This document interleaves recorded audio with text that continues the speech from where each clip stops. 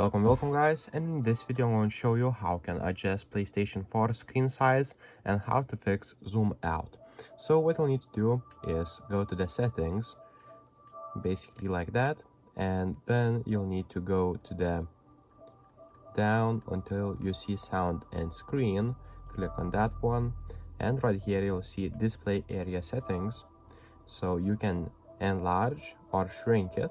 So using your joystick, enlarge your screen and just click enter, and that's basically how you fix your screen size on PlayStation 4.